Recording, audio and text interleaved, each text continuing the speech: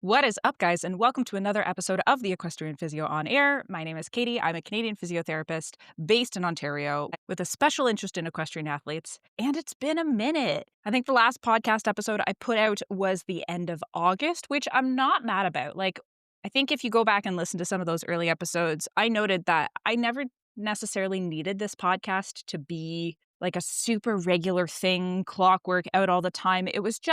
It's an avenue for me to explore different mediums of connecting with you guys, sharing my thoughts, sharing my expertise. Also, something that was a little bit longer format than what's available, on Instagram and Facebook. Like when you go onto those platforms, you are kind of intentionally predisposed or set up to have this short attention span.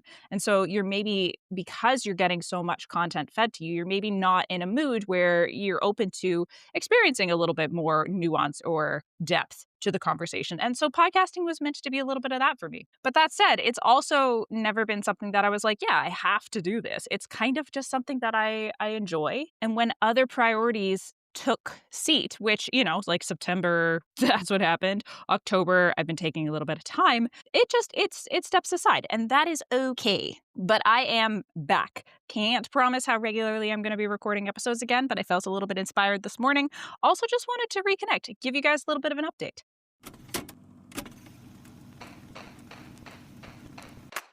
Hey, I'm Katie. I'm a physiotherapist, strength and conditioning coach, and lifelong rider dedicated to helping equestrians build strong, capable, resilient bodies, both in and out of the saddle. This podcast is here to empower riders of all levels with evidence-informed rehab, training, and education. And we're not just here to follow tradition for tradition's sake. We're here to challenge outdated norms and bring critical thinking and curiosity to how we train, ride, and show up. Let's get into it. As I said, it has been a minute. It's busy. There is something to be said for being a solopreneur. And that is that, it's very much that analogy of like glass balls and rubber balls that you're juggling, where like some balls need to be put down or fall. And that is okay. And so when other priorities come up, then you're juggling those. Other rubber balls need to be put down. This podcast is one of those rubber balls. Other things that were coming up at the time, September was gearing up for the fall enrollment for the TEP training system. And so through September, I was putting a lot more time into building out different places in the app. As always, there's always things that needed refining, little hiccups that needed doing admin work, a lot of questions, and then like putting out more social media content as well to just like bring awareness, and then having the enrollment period and getting everyone onboarded. So that was a very demanding piece on my time. And I'm also just always balancing this with my clinical work, which means that theoretically, I'm 3 days a week in clinic, 2 days a week doing equestrian physio stuff between the social media, the admin work, my private clients, the app, all the members there, the whole crew. And yeah, it usually spills over into the weekend. That's okay. I'm fine with that. But it's also just means that I don't have time for everything. So yeah, so a little bit of that. September was busy, but September was also good. We had a bunch of new members enroll. It has been amazing getting everyone onboarded, getting everyone engaged. People are putting in the work. Yes, I do creep. But to be fair, I'm the coach on the back end, so I feel like I'm allowed to do that. But people are posting in the forums, they're sharing their wins. I'm doing some like form checks, I'm doing some riding video reviews. It's good. I really, really like where this direction is going. And it's always just such amazing people and such inspiring stories, especially because, when you have like a self-directed app that has a bunch of members, you're obviously not personally connected with every single one of them. You don't know every single person's story. But I do have, welcome kind of surveys where I get a brief overview of who people are and what they're looking for. And then I have kind of like check-in forms that people can fill out. And when I read those, I'm always just so inspired where people are coming from. And then like the testimonials that people leave, which I'm terrible at repurposing and like actually posting those testimonials. I got to get better at that. But it's so validating. I'm going to say it. When you put this amount of effort into creating something for an industry that you feel is just really teed up to be ready for it, it's something that is a little bit, not radical, that's not the right word, but just a little bit pushing the envelope, a little bit beyond what kind of the norm and, the old guard has seen as standard. And but you think the industry is ready for it. And then to hear the results that people are getting, to hear the change that they're seeing, the empowerment that they're feeling, it really is validating. So that was September. September, the first week of October, it was busy. And then I just got back from vacation, which was amazing. So I guess, yeah, it wasn't the first week of October. So I wrapped up the enrollment period mid September, like the 20th, I want to say. And then I had a week just like troubleshooting, all the admin stuff, making sure everyone was on board. And then I had my sister's wedding. So I went back home for that. And then I immediately left. And I was gone for 10 days, not completely offline because, again, running your own business, that's kind of impossible. But I did prioritize a lot of other things. And I was like really stepping away.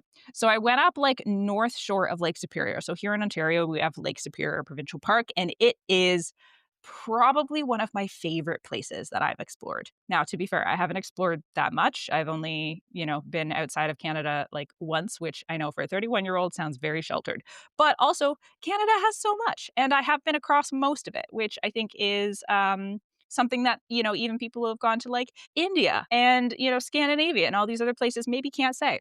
So I drove across Canada to Calgary and then like through some of BC for one of my student placements when I was in physio school.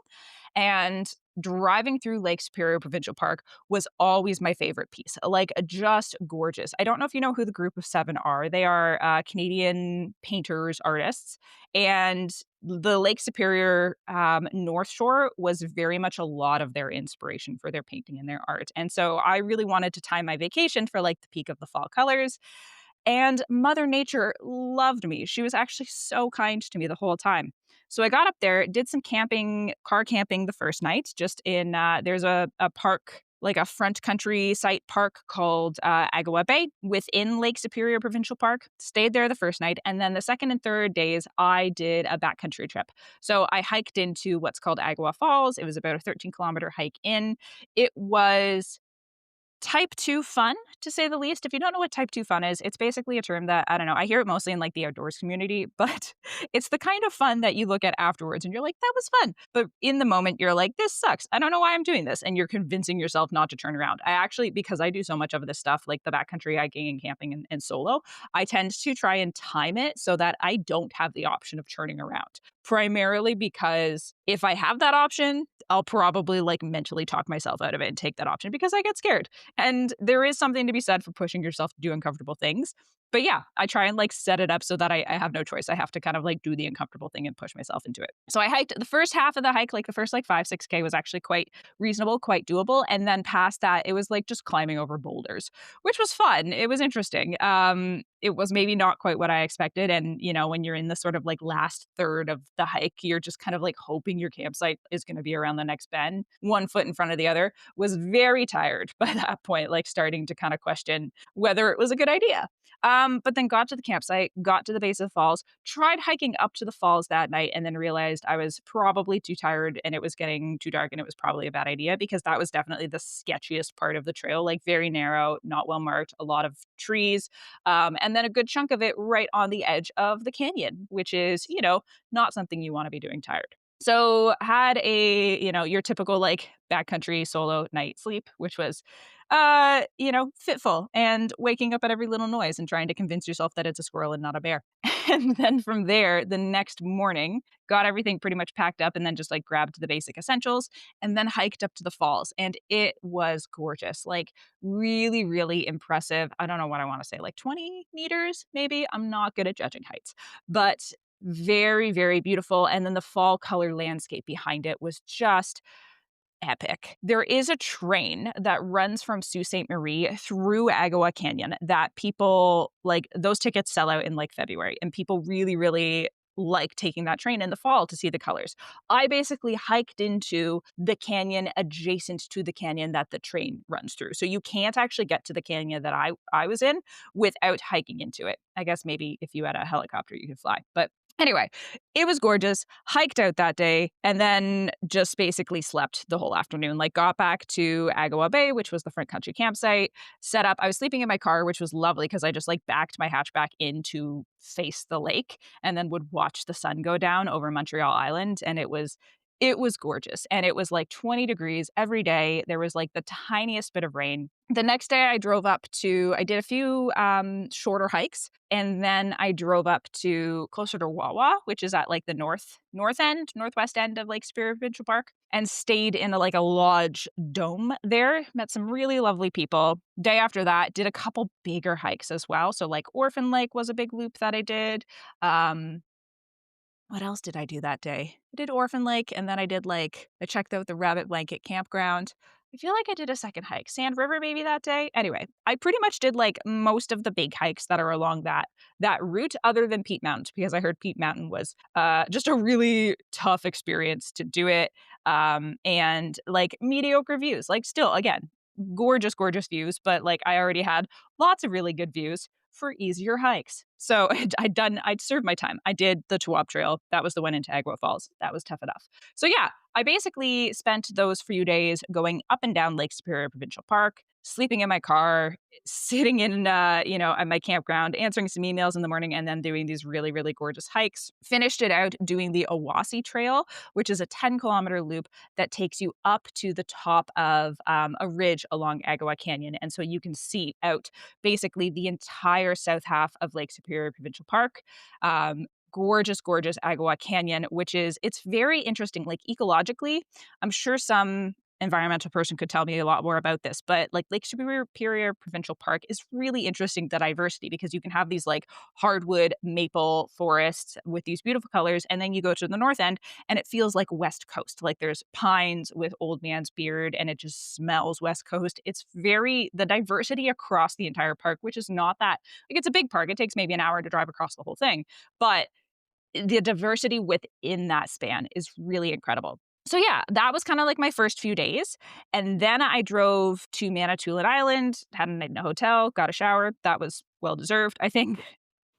And then did the infamous Cup and Saucer Trail. Famous, infamous, I don't know if what the best term is there, but essentially it is this beautiful trail up on the end of or not the end, but I guess the sort of Canadian end of the Niagara Escarpment through Manitoulin Island, which again is a beautiful and well-known hike for the fall colors.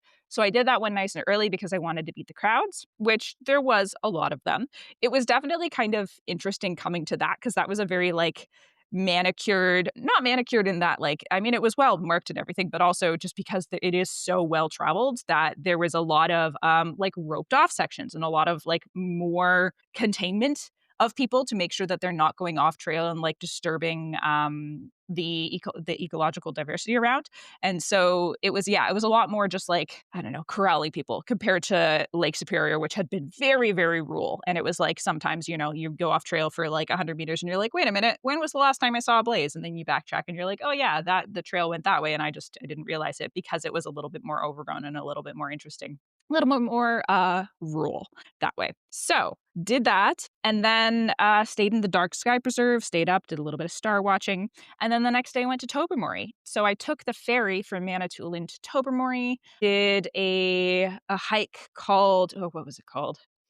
Not Booth's Rock, that's in Algonquin. Broken Rock, something like that, in Tobermory, and the grotto. So the grotto is like the very famous, turquoise waters, really neat rock formations. But because it's like Instagram famous, it's also very overrun. And it's one of those places that's like the natural beauty is amazing, but at the same time, it makes you hate people just a little bit, because it's like, okay, this is this gorgeous, gorgeous landscape, these turquoise waters, everything's beautiful. Like the natural formations are really, really interesting. You wonder, because it's all like ancient seabed. So you're like, okay, what kind of like, forces created these? And you're having all those interesting thoughts. And then there's like dog poop hanging on a tree, or a cigarette butt in the water, or someone just like lost their mitten. And yeah, it's just that, especially coming from like Lake Superior, which is a much less traveled area, down to that.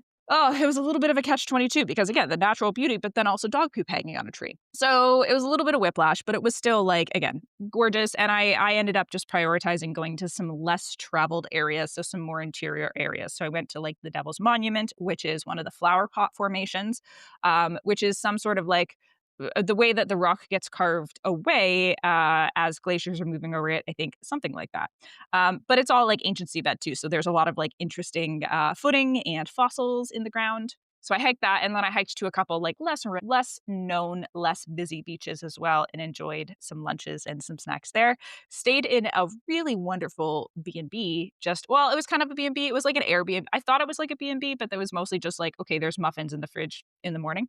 Um, but it was still quite nice. And then this family, they have these like rooms for rent that are built outside of their home. So they live in the middle, and then they've got these kind of additions off of their home that the sort of the B&B rooms are. And then they mainly run a taco truck. So then there was this taco truck out front, which was excellent actually. Coming back from took the ferry and did a couple hikes in the afternoon, and then like had this amazing taco bowl for dinner, and then slept in this really really cozy bed and had like one of the best sleeps of my life. So yeah, and that was kind of it. Then I did a couple more hikes the next day and drove back to Guelph.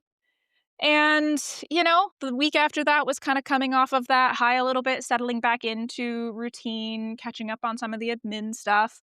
Last week was solidly getting back into routine and getting back on task. And then this week, I'm coming back to you guys. We are recording again. So, with all that said, I am ready. I am back. We are through the fall launch. The new app members are rolling again. I think everyone's good. I haven't heard anything beyond, so obviously like the first admin and or like technical kerfuffles when people are like, "How do I do this in the app? How do I do this in the app?" And so just answering those questions. But yeah, it's been a little bit quieter recently, which I think means people are rolling and people are enjoying the programming. So on with that and onward with this. So, today's topic, I wanted to talk to you about something that's kind of been in in my head recently, the last few months especially, and it's a little bit of a touch on why coaches need coaches, but then like the bigger scheme there of why everyone needs coaches. Because as humans, it is very, very hard to like get over activation energy to do things. It is very, very hard to hold yourself accountable.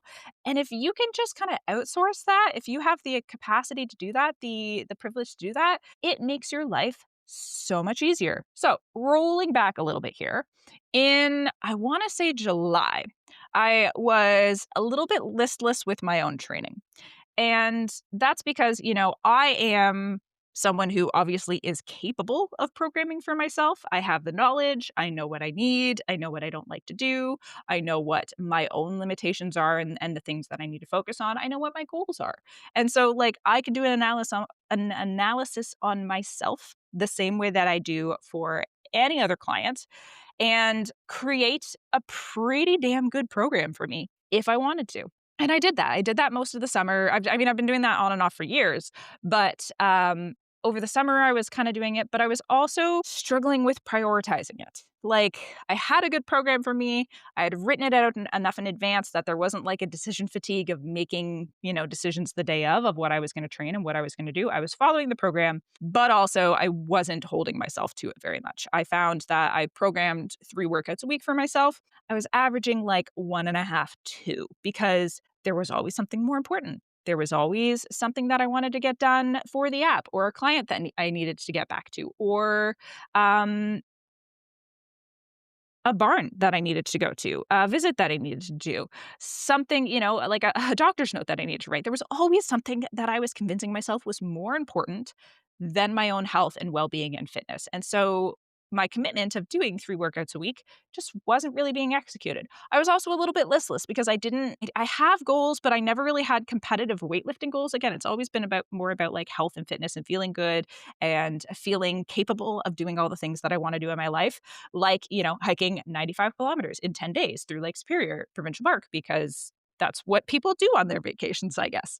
So with that, yeah, I was a little bit kind of on the fence and I was like, you know what? I need a change. I also feel like in this digital world, sometimes we do have access to things. We do have access to, ChatGPT can probably write you a half decent lifting program. We do have access to blogs and videos and YouTubes that can tell you how to squat, how to set up a barbell, how to like a rack, how to put a martingale on your horse, how to prepare for, a training or like an EV100 event. Um, and with that, it means that sometimes, because of the convenience that we have with access to information, we don't always seek out the human element as much. And so I'd noticed that, and I'd noticed that I was, again, I was coaching myself, and I was missing the human piece. So I reached out to, I think we can call him a friend. He was more of an Instagram acquaintance slash friend at the time, but his name's Jared Maynard, and he's a local physiotherapist slash powerlifting slash business coach. And we've chatted a lot on Instagram. I never actually met him in person, and I still haven't met him in person, but we've chatted a lot on Instagram over the years, just being, having a lot of like shared values, commenting on each other's posts, messaging, and also just being in the same area. And so I reached out to him and I was just kind of like, hey, man, are you taking clients? He said yes. So we scheduled a call. And honestly, it was like, I don't know, an hour and a half of probably me just going off. But again, it just went to show how much I had been missing the human connection piece. So back then in July, I decided to sign on with him. So I signed on with him for 6 months. And that has probably been one of the biggest things in terms of shifting my perspective around training recently, getting me more consistent and getting me more results. Because again, I am someone who is always going to prioritize others, my business, my clients before myself. And it gets very difficult to push me to step back and take care of my own body and my health without someone else in my corner. So I did want to touch on that, and I wanted to touch on a few reasons why I think it is so important for people to have a coach, and also why it shouldn't be weird for a coach who literally does this professionally. Like, I am a physiotherapist, I am a strength and conditioning coach, to need someone else in her corner. I think it is a bit of a like, it's a common narrative, but it's a misunderstanding that if you are professional, you should have it all figured out. Like, and again, just because you can lean on others for support doesn't necessarily mean that you wouldn't value or find value in someone yourself. I think the rehab world and the fitness world tends to like glorify independence and self-sufficiency, and like, we all have the same 24 hours in a day, and like the motivation aspect and all of this to a bit of an unhealthy degree.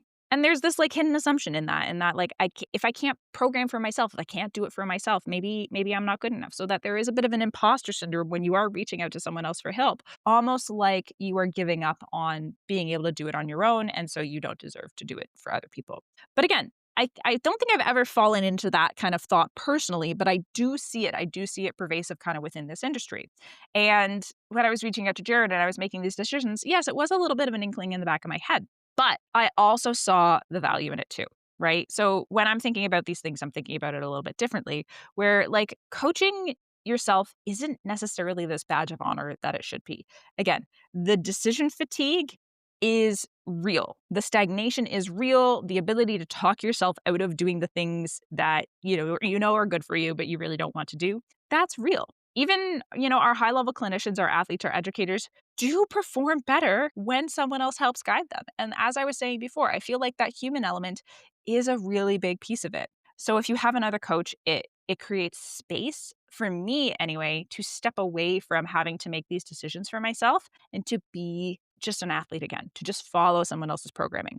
So I don't have to think so much. I don't have to like create for myself. I don't have to make those decisions. I can just execute, and I can reconnect really with why I love training in the first place. There's also like, learning from other people, which is, I think, a really big part of this industry as well, where again, if you kind of like get into a model, if you kind of get into a way of thinking, a type of programming that you like to run and execute, and that you are seeing be effective with your clients, you can get a little bit closed off about the other ways and different ways there are of doing things. And you can kind of forget that there is a whole big wide world out there of possibilities when it comes to training and fitness and athleticism. And you miss the mark of being able to explore different things. And I think one of the things I've enjoyed with working with Jared is he programs stuff for me that I wouldn't program for myself. Now, to be fair, like some of it is kind of like broy lifts, where it's like not that they're all like broy lifts, but it's like more lateral raises, bicep curls, tricep isolation, kind of bodybuilding style exercises, a lot more than I program for myself. And to be fair, I've never really done a lot of those exercises. I do tend to lean a lot more towards compound exercises, so exercises that are crossing multiple joints and not necessarily isolating a single muscle group or a single joint at a time. And so it's actually kind of fun. It's actually kind of fun experimenting with these things and seeing, how some of these goals are changing for me, both in terms of performance and in terms of the other goals like resilience, sleeping well, feeling good, managing kind of chronic pain for me, and looking good too, like enjoying the way that, my body looks when I have a decent amount of muscle mass on it. those types of things. There's also the objectivity of having someone outside of your sphere be able to expose a little bit of your blind spots. So, like for me, again, it is experimenting with different kinds of programmings, different kinds of exercises, different styles of things, but also being able to ask questions. So, if something comes across my feed, if something comes into my program and I'm kind of like, okay, what's this for? What's the reasoning behind this? I can ask, and it may expose areas that I don't have as much knowledge in. Maybe it's a blind spot of mine. Maybe it's an assumption that I had that we can check a little bit, or we can, challenge or converse a little bit more on, and I can educate myself too. So it's like it's coaching, but it's also from me being a coach as well and me being a trainer as well and a physio. It's collaborating, and it's a little bit of like mentorship in that we can have this back and forth so that I can understand a little bit more of the why. And some people love that bit. Some people love to be able to ask those questions. Some people, they really just want to follow a recipe and not have to think that hard, and that is okay too. It's just you do you. So, we're coming up on half an hour here because there was a lot of like upfront me talking about my vacation in my life, but I think in the end, I just want to remind everyone that, I'm not perfect. The coaches and the other people you see out there are not perfect. We're human and we're figuring it out too. And at the same time, we all have value. There is incredible value to having a team of people that you can work with and you can lean on, especially within your own life and especially within your own blind spots, which is why I think, especially like in the age of AI and everything, I think it's incredible. And I think it's really interesting to see that these models are getting more and more sophisticated, and the knowledge that they have that they are able to present is just getting better and better quality. But at the same time, I don't think it is ever going to replace the need for that human element, for someone to connect with, for someone to hold you accountable, for someone to check your blind spots. Because with these models, even with, like before AI, doing YouTube research and reading blogs and kind of coming up with your own ideas and programming that way, it is great that we have access to all of this information, because I do think that education is power, and it is empowering, especially for women who have traditionally not been invited into gym spaces and not been encouraged to put on muscle and lift up heavy weights. But I do think that seeking out your knowledge, whether that be from blogs or YouTube or ChatGPT or whatever, is only as valuable as what you're looking for. And that having that human element, having that coach who is able to see your blind spots, who is able to present ideas and give you things that maybe you didn't realize you needed, or maybe you didn't even realize that you were going to like or want, who is able to challenge your assumptions and who is able to hold you accountable, there is value to that. And so, yes, I foresee, even from my business perspective, I foresee that there are going to be more AI apps. I foresee that there are going to be things out there for different niches, equestrians probably being one of them, where people can just go in and say, I want to work on XYZ, and they get some sort of workout or some collection of exercises. But I don't think that's ever going to replace the value of the human connection. I don't think that's ever going to replace the value of the community. And I don't think that's ever going to replace the inherent knowledge and the inherent ability to have someone come in and challenge you in ways that you maybe didn't know you needed and maybe actually really enjoy in the end. So anyway, that was a little bit rambly. You can probably tell that I didn't have a great outline set up for this one because I'm kind of just riffing. But I didn't want to break the ice, get back on the horse, as they say, and get another podcast out for you guys. So as always, super, super appreciative of every single one of you that follows along. If you can, I would be so grateful if you could leave a review, some stars. 5 would be great if you feel like it. This is still a new podcast. I'm still growing. So any feedback, any comments, any engagement, any reviews, I'm so appreciative of it. Thank you guys, and I'll check in with you next time.